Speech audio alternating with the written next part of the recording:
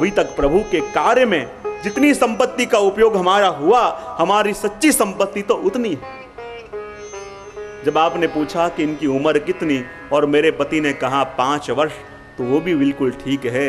चाहे 60 वर्ष के हम दिखते हैं, चाहे षष्ठी पूर्ति का फोटो लगा है, पर अभी तक हमको ब्रह्म संबंध लिए मात्र 5 वर्ष हुए। और प्रभु के शरणागत होके, प्रभु के शरण में जाके जीवन के जो पल हमने बिताए हैं, वही हमारे जीवन के सच्चे पल हैं। बाकी तो जीवन को ढो रहे थे, जीवन को मिथ्या हम जी रहे थे। लेकिन जब ब्रह्म संबंध लिया, घर में ठाकुर जी पधारे, वो 5 वर्ष हुए और हमारे जीवन के मात्र 5 वर्ष हम जिए हैं। पूछा संतान कितनी, तो कहा चाहे 7 बेटे हमारे पास हैं, लेकिन हमारा एक ही बेटा भगवत सेवा में और भगवत सत्संग में हमारा सहयोग देता है। तो 7 पुत्र तो हैं, लेकिन हमारा बेटा तो एक ही है। तो जीवन की जो जो क्षण प्रभु के कार्य में व्यतीत अपन करें, जीवन के जो जो पल अपन प्रभु के लिए व्यतीत करें, वास्तव में वो अपने जीवन के सच्चे पल हैं। पूरा जीवन भागते रहो, पूरा जीवन दौड़ते रहो, लेकिन अंत में कोई सार न निकले, उसका नाम ही संसार।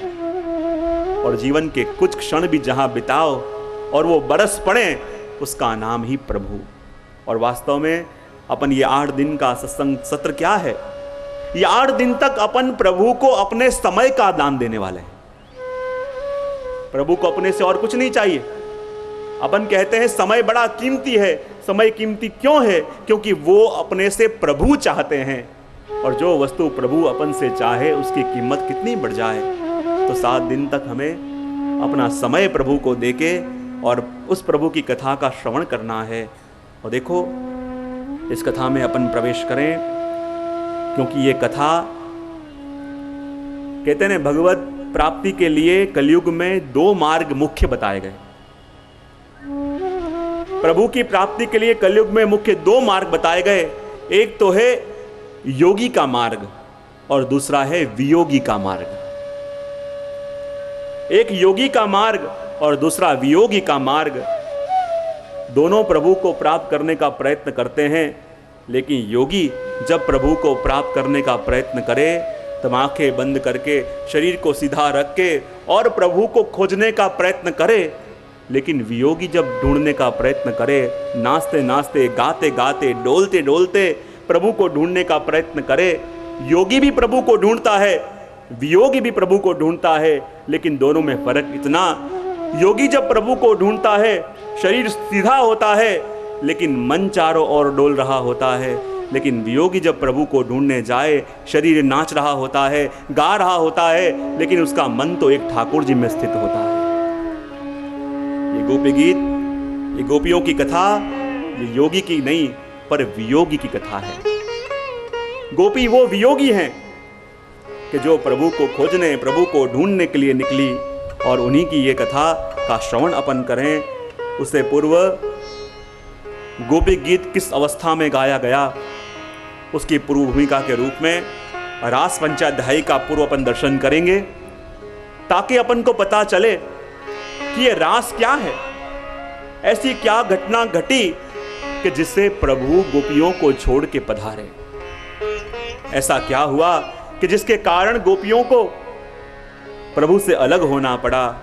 और वास्तव में जब गोपी गीत का श्रवण करें, रास पंचाध्यायी का श्रवण करें, तो अपने मन से ये वस्तु निकाल दें, कैसा हम क्या करें कि भगवान हमको मिले। क्योंकि भगवान तो नित्य मिले हुए ही थे, भगवान से तो हमारा नित्य संबंध ही है। तो जब गोपी गीत का दर्शन करें, तो ये न विचार करें कि ऐसा क्या करें कि भगवान मिले, ये सोचें कि ऐसा हमने क्या कर दिया कि प्रभु हमको छोड़ के चले गए। ऐसा हम क्या कर रहे हैं कि प्रभु से और के और दूर होते जा रहे हैं।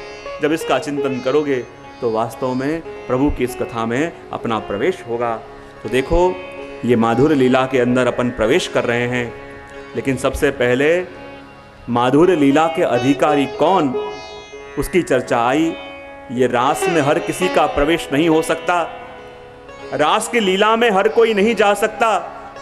इस रास लीला के अंदर अधिकारी कौन?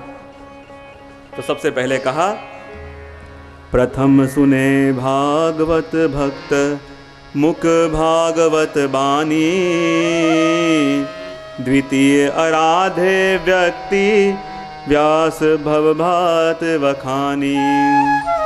प्रथम सुने भागवत भक्त मुख भगवत बानी।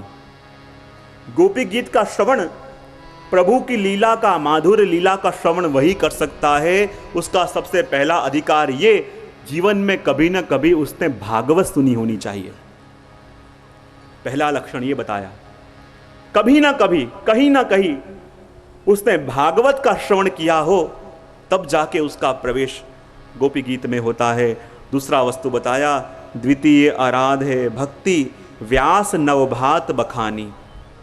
व्यास जी ने वर्णन की हुई नवधा भक्ति के ऊपर जो चलता भी हो। दूसरी सीढ़ी, पहली सीढ़ी क्या, भागवत का श्रवण जीवन में कभी किया हुआ हो। दूसरी वस्तु बताई, नवधा भक्ति का आचरण करता हो। और तीसरी वस्तु बताते हुए कहा, तृतीय करे गुरु समुझी दक्ष सर्वज्ञ रसीलो। तीसरी वस्तु कही कि समझ के ऐसे गुरु के मुख से भागवत सुने जो दक्ष भी हो, रसीला भी हो और चतुर भी हो, तब वो भागवत की कथा जीवन में फलित होती है।